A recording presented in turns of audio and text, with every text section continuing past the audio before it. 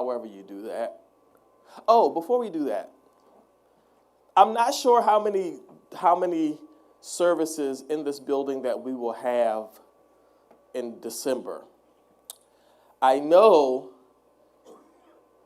that either next week or the following week will be the last service that we have in this building. I'm not entirely sure when the new building will be ready.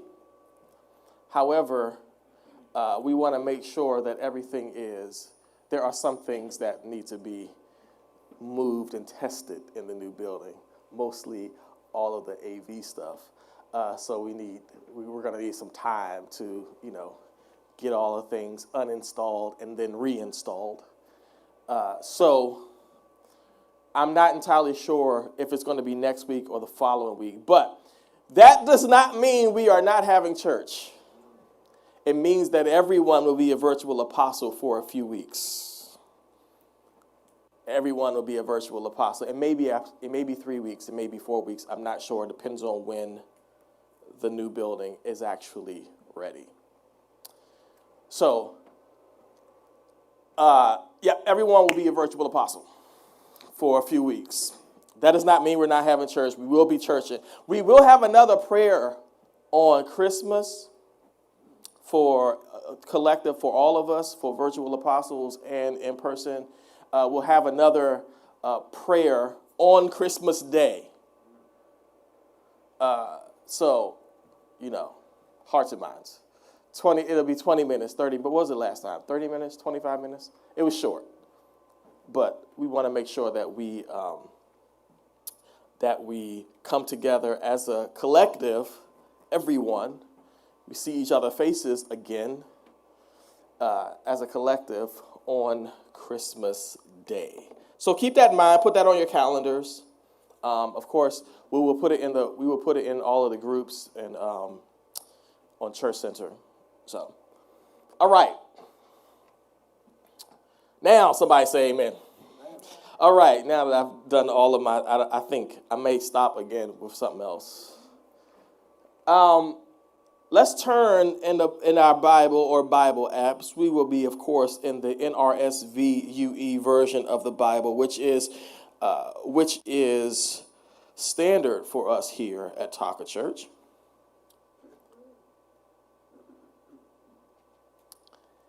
And we will be in the book of 2 Timothy 4 and 16.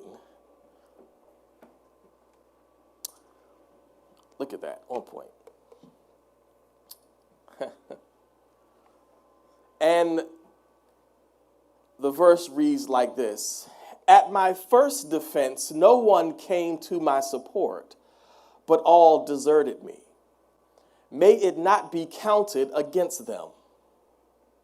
But the Lord stood by me and gave me strength, so that through me the message might be fully proclaimed and all the Gentiles might hear it. So I was rescued from the lion's mouth. This, I feel like, may be one of the most consequential sermons I've ever taught. And it's not going to make any sense until we get into the thick of it. But just ride with me as I present a sermon called The Loneliness of Loving Right. The loneliness of loving right. Now, yesterday I was chomping away at this sermon when Pastor Kimani, if y'all don't remember him, he's my pastor that was here and during anniversary.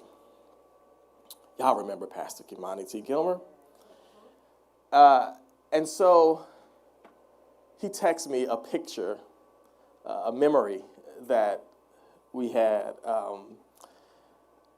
I had for one reason or another, I don't remember why, I had got him this quarter zip, sweater thing. It was a sweatshirt. I don't know what it was. It was nice, whatever it was. And I customized it right here. I put PACA. And he was like, he sent this, guess what popped up on my whatever. And I hadn't really talked to him since the anniversary. And I was like, I remember that back when I used to, my love language is if I make something for you, it means I love you, right? But I ain't made nothing for nobody here recently because I ain't had the time to do it. Don't mean I don't love you. It just means I ain't got the time to do it. I was like, man, I miss being able to, customize something for somebody because, that's just my way of saying I love you. And he was like, yeah, now your way is preaching to people. And I was like, well, if you say so. And I was like, then I took a picture of the title of the message, and I was like, and a coincidental thought of this, the loneliness of loving right. And so I told him, I was like, yeah, well, this is dedicated to you since you messaged me in the middle of writing.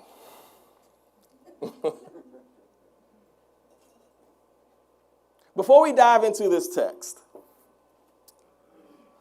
let me pull back the curtain and set the scene. Now, last week, I let y'all out of here early. That's probably not going to happen.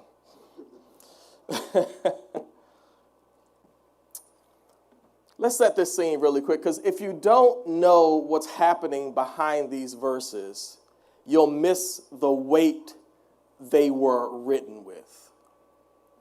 Paul isn't writing from a prayer room. He isn't writing this on the mountaintop. He isn't writing this as a hero being celebrated for great ministry. No, he's writing this from a Roman dungeon. Not a jail, a dungeon. A sewage-drained, underground, lightless hole carved beneath the city of Rome itself. A place where prisoners were placed to be forgotten. A place where the air was thick with moisture and death. Where you couldn't stand up straight, you couldn't stretch your legs. And hope felt like a rumor whispered from another world. Why is he here? Because in the first century, following Jesus was not inspirational. It was criminal.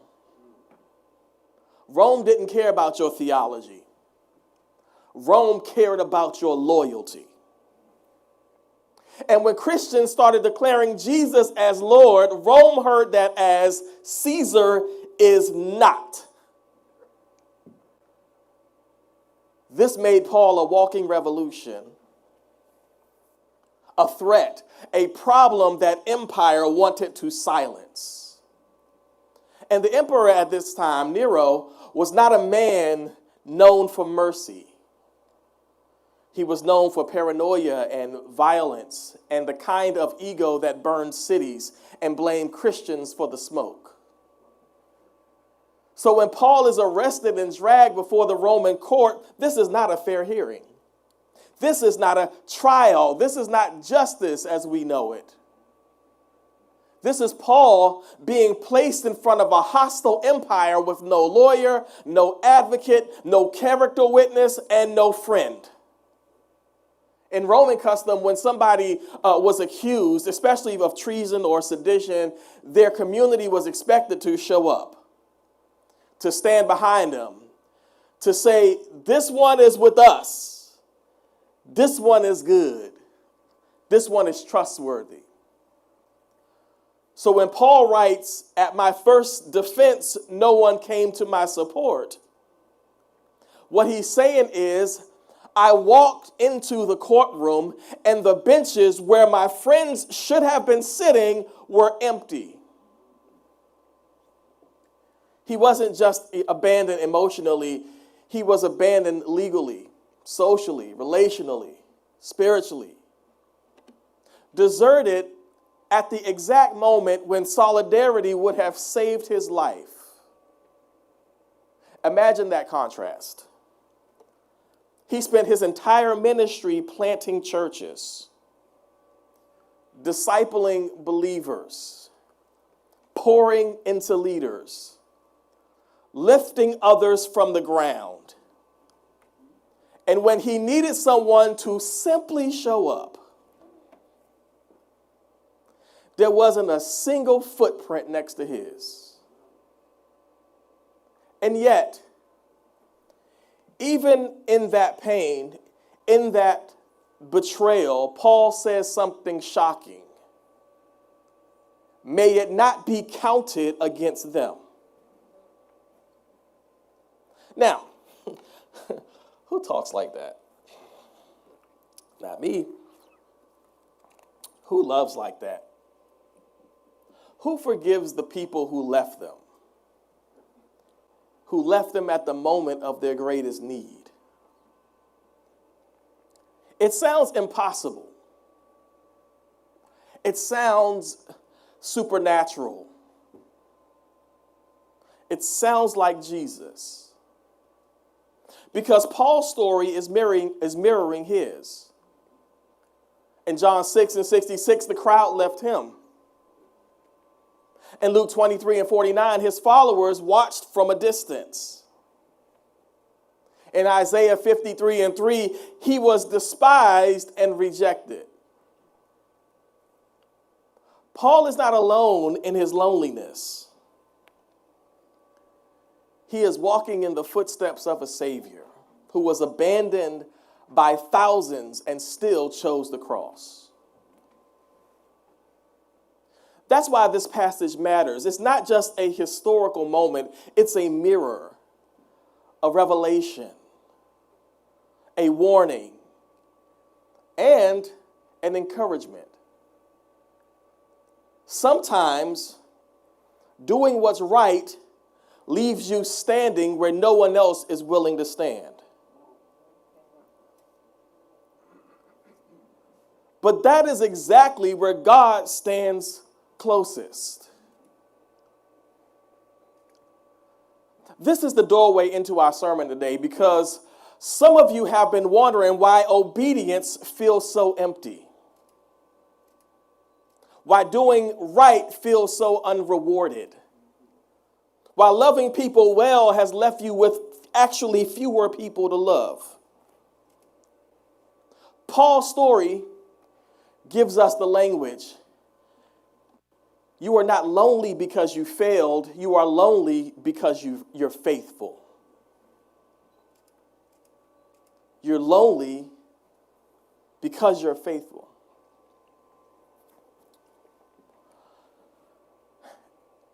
You ever love somebody right and lost them anyway?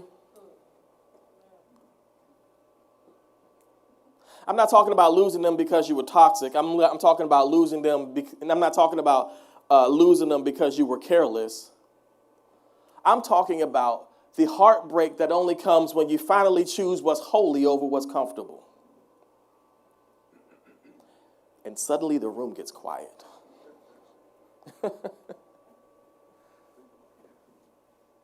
Have you ever chosen truth and watched your phone stop buzzing?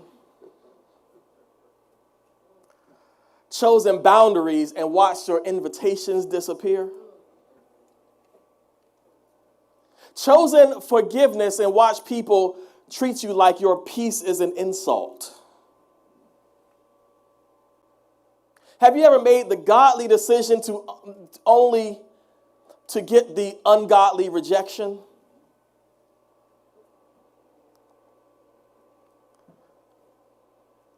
Because let's be honest, everybody loves the idea of righteous living until righteous living starts revealing who was only in love with your compromise.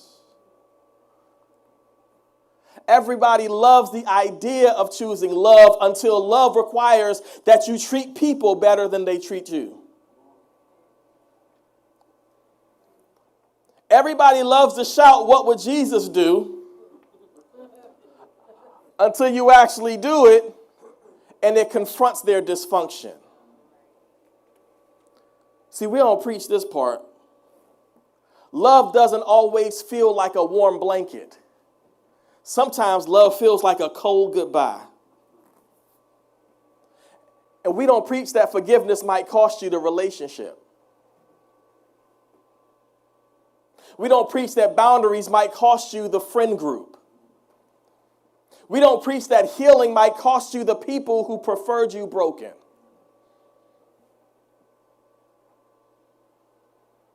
We don't preach that holiness won't always get you celebrated. Sometimes holiness gets you uninvited. Sometimes doing the right thing earns you the reputation of being difficult. You changed. You different. You ain't who you used to be. Brand new. You too deep. You too much. You too spiritual. But I've learned something dangerous, something liberating, something I wish somebody had told me 15 years ago. People don't leave you because you're unloving. People leave because you stopped loving them in a way that enabled their chaos. You didn't lose them by accident. You lost them by alignment.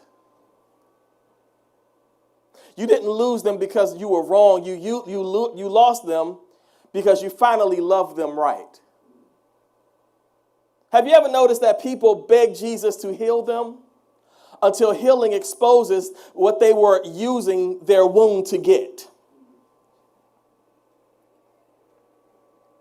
Have you ever noticed that people love you as long as you stay the version of yourself that doesn't challenge their comfort? The moment you grow,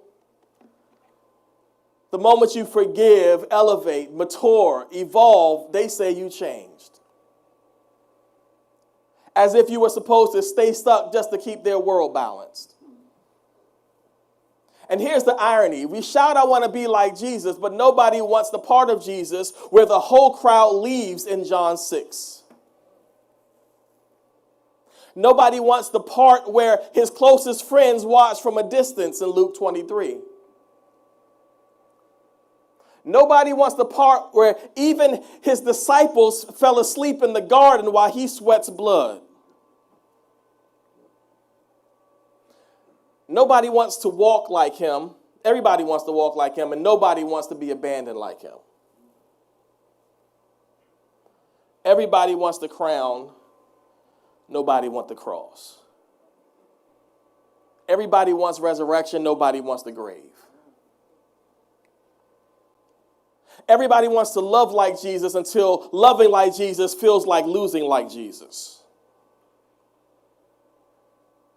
And that's where I came to preach today. The loneliness you're feeling isn't a sign that you're failing. It's a sign that you're finally loving right.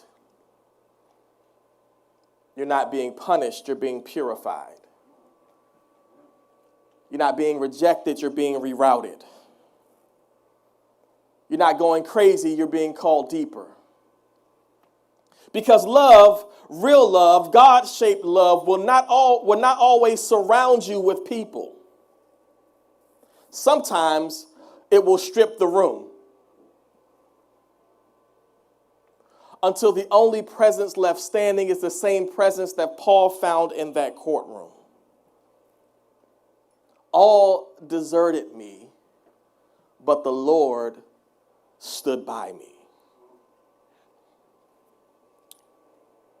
Point one. Y'all ready? I'm ready. Obedience is not a popularity contest.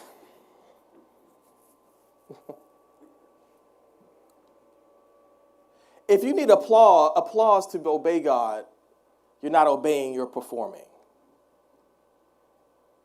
And we can't pretend obedience is glamorous. Obedience doesn't come with the cheer squad. Obedience won't trend on TikTok. It won't get you verified. Obedience is not a brand campaign, it's a burial ground, a Gethsemane, a lonely yes that cost you community. Paul obeyed and it left him alone in the courtroom. Jesus obeyed and it left him alone in a garden. And you obeyed. You loved right. You forgave again. You apologized first. You set boundaries. You told the truth. You chose peace over petty. You chose healing over habit. And it left you alone in a season you thought you'd be celebrating in. Because here's the truth we don't want to swallow. Righteousness rarely gets you applause. Holiness rarely gets you handshakes. Obedience rarely gets you a +1. Sometimes doing the right thing feels like doing the dumbest thing because it costs you the attention you thought you needed to feel valuable. But listen, if your obedience requires an audience, then your audience is your God.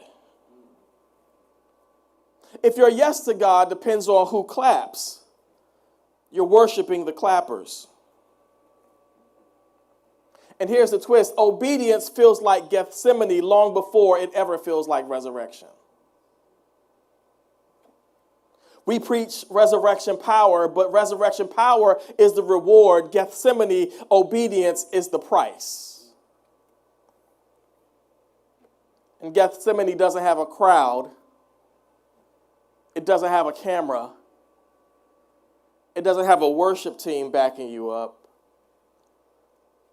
Gethsemane is sweat, agony, trembling, and the sound of your own breath echoing the emptiness around you. Some of you think God abandoned you because you feel alone in your obedience. No. You're alone because God is maturing you. You're alone because God is detoxing you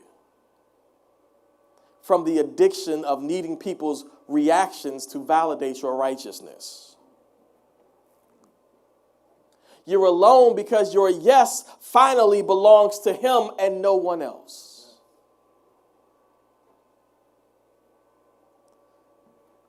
Point 2. Look at that. We might be early. Yeah, no, we're not. Point 2.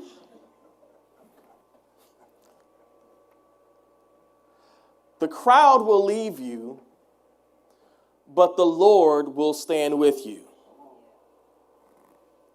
Paul says, all deserted me, but the Lord stood by me. Read that again.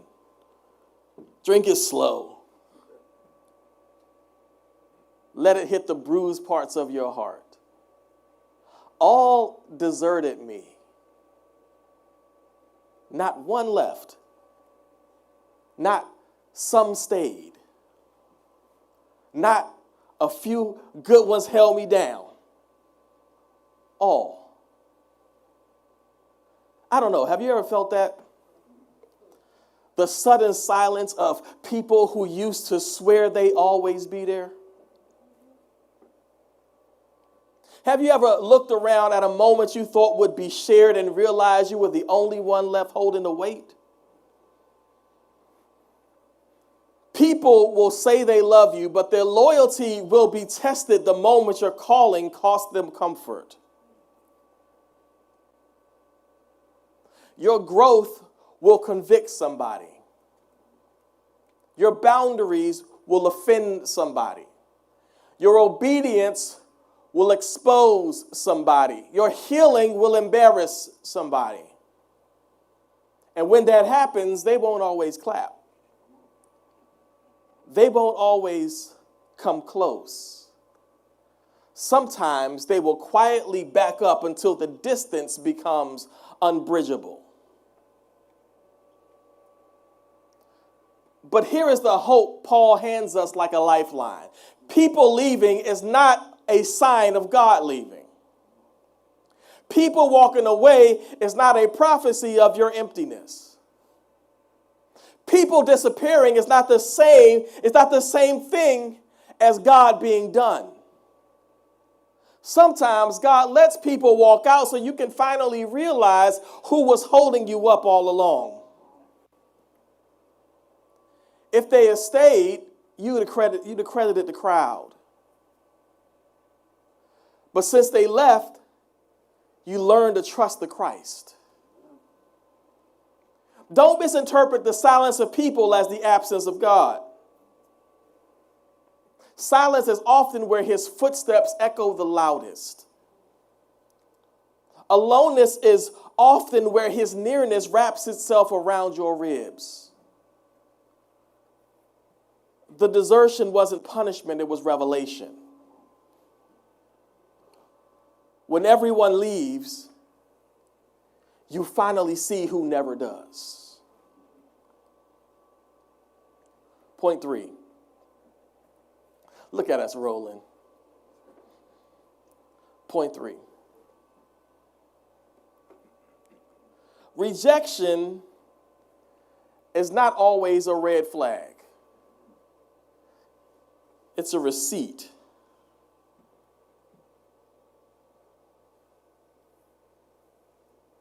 Some of us are grieving relationships that heaven is not grieving with you.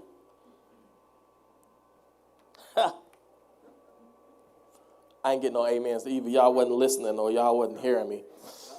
Some of us are grieving relationships that heaven is not grieving with you. Some of you are crying over people God never intended to accompany you into your next chapter of your calling.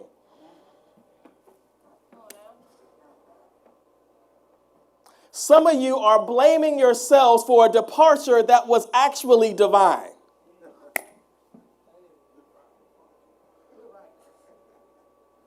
Let me break a myth. Rejection is not always a warning sign. Sometimes it's a receipt. Proof that you finally aligned with God. When Jesus went to the cross, he wasn't booed by his enemies. He was abandoned by his friends. When Paul stood for truth, he wasn't attacked by strangers. He was ignored by the people he risked his life to disciple. And when you finally do what God told you to do, when you finally stop shrinking, stop bleeding for people who won't bandage themselves, stop apologizing for boundaries, stop playing small to keep the room comfortable. You don't lose people because you're unloving. You lose them because your love is no longer codependent. Hear me. Some people only stayed as long as you stayed broken. Some people only stayed for as long as you stayed silent. Some people only stayed as long as you stayed guilty. Some people only stayed as long as you stayed convenient. So, of course, they left. They left the moment you healed, grew, obeyed, expanded, and evolved. Your growth exposed their ceiling. Whew. Mean more to the writer than the listener. Your growth exposed their ceiling. Your obedience exposed their comfort. Your righteousness exposed their preference. And God said, good. Now I can show you who's supposed to walk with you.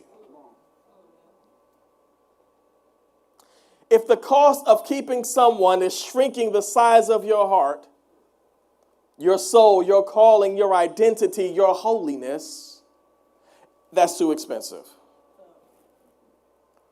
You don't negotiate your worth to afford someone else's insecurity.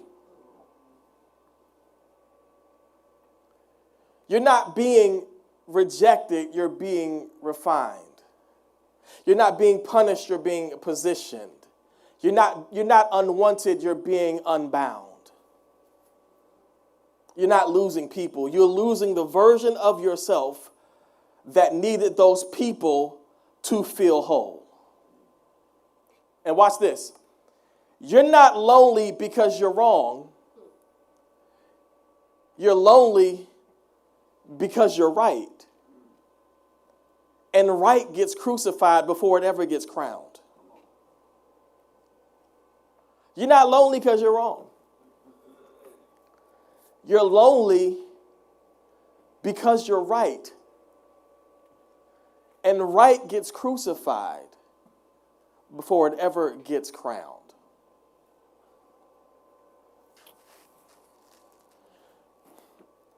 This is how we'll close it out. Let me take you back to a garden. Not a peaceful garden. Not a wedding garden. Not a walk with God in the cool of day garden. No. A war garden. A place where the air is thick with betrayal and the ground is saturated with destiny. Jesus walks into the shadows with the weight of the world pressing down on his chest, not metaphorically, literally. Every future sin, every heartbreak, every wound, every demon, every disappointment, every abandoned person, every lonely person, every rejected person, every crucified calling, all of it waiting for him in the next 24 hours. He takes 3 of his closest friends with him, Peter, James, John. The same 3 that saw him transfigured. The same 3 who saw him raise a girl from the dead. The same 3 who promised they'd die with him. He tells them, my soul is overwhelmed. Translated, I'm breaking, I'm drowning, I'm barely holding on. And then Jesus goes a little further. That's where loneliness begins. I'm in the little further. The place where the people who love you stop walking with you. Not because they hate you, not because they're evil, but because your calling has now entered territory their commitment cannot survive. Jesus prays so hard that his sweat becomes blood. He cries out to the Father. He wrestles with obedience. He asks 3 times if there's another way. He's doing the holiest work on the planet, and he's doing it alone. He walks back to his disciples, his ride or dies, his inner circle, and they are asleep.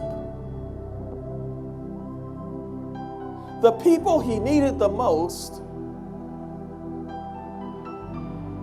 were knocked out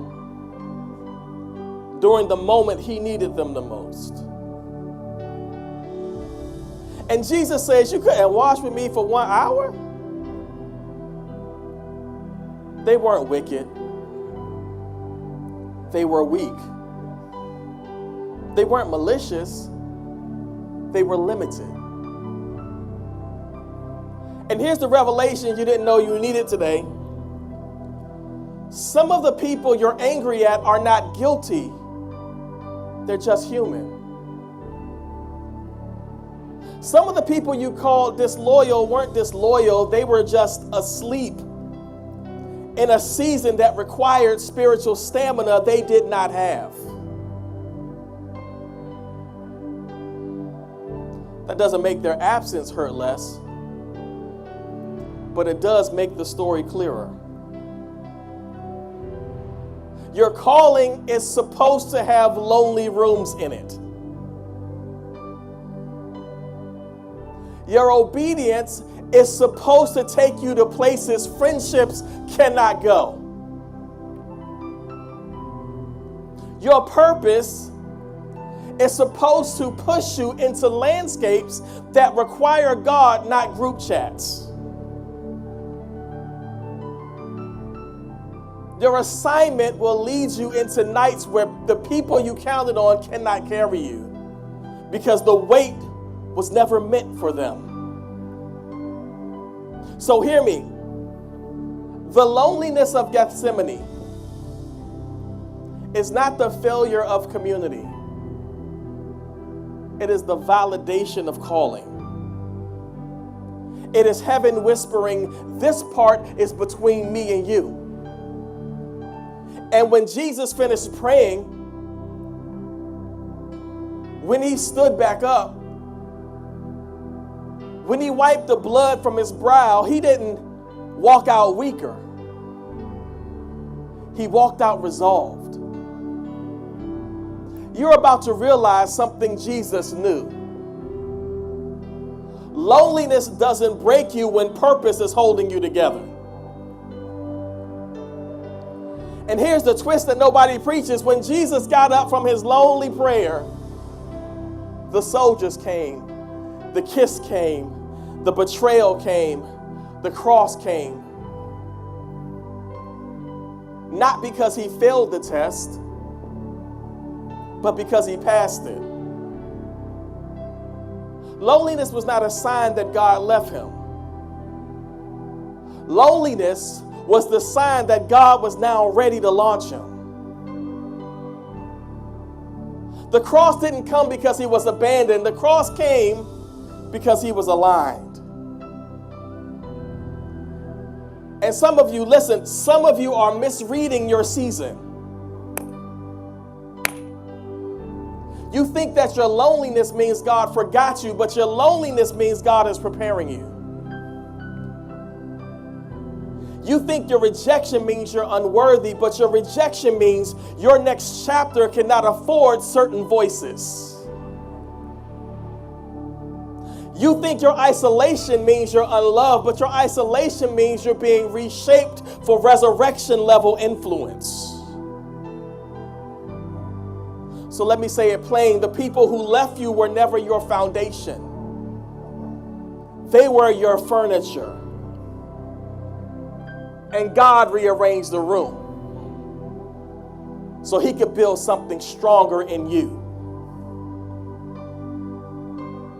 So yes, you may be lonely now. You may feel deserted like Paul, misunderstood like Jesus, rejected like Isaiah prophesied. But hear me, God does his best work in empty rooms. And the same God who stood with Paul, the same God who strengthened Jesus, the same God who shows up when crowds disappear, is the same God standing with you in the loneliness of loving right. You're not abandoned, you're being anointed. You're not isolated, you're being activated. You're not forgotten, you're being formed. And your loneliness, listen, your loneliness is not a punishment. It is the birthplace of your resurrection. It is not a punishment. It is the birthplace of your resurrection.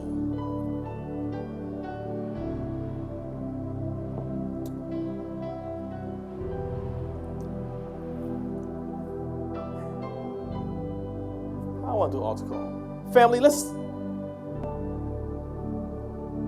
stay right here in this moment.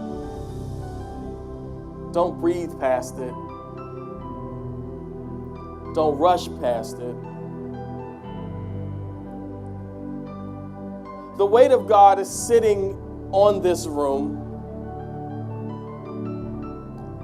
and on your room if you're watching online. Some of you are in your own Gethsemane. You've been loving right and crying alone. You've been obedient and it cost you the people you thought would stay. You've been healing, and it exposed relationships you didn't want to lose. You've been trying to carry your assignment with people who fell asleep on you. Hear me. There is nothing wrong with you. Your loneliness is not your diagnosis. Your rejection is not a prophecy. Your obedience is not a mistake. You're just in the middle of becoming. And if something inside you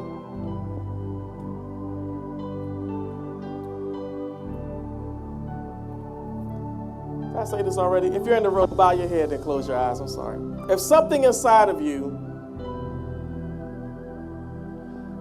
whispered, "That's me," this moment is not accidental. This moment is God coming close. So with every head bowed, every eye closed, in the room and online, this is your altar. For those who are tired, who are weary from loving right,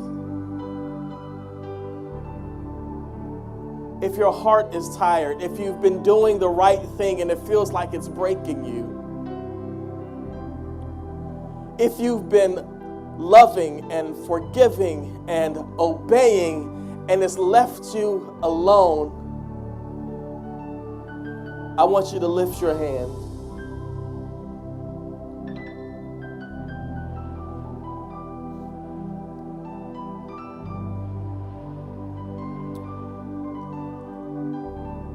I want you to lift your hands in the room and online. Lift it. God sees you. I see you.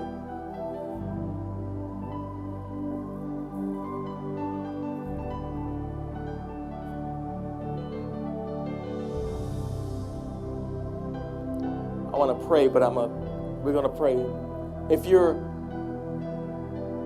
in the room or online and you want prayer, I want you to go to the QR code or the link.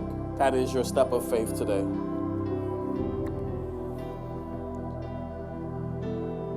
If you are here and you are like, man, I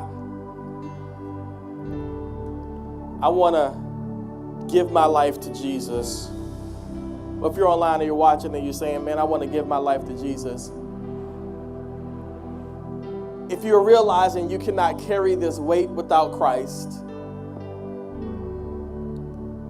if you need the God who stands with you when everyone else deserts you, this is your salvation moment.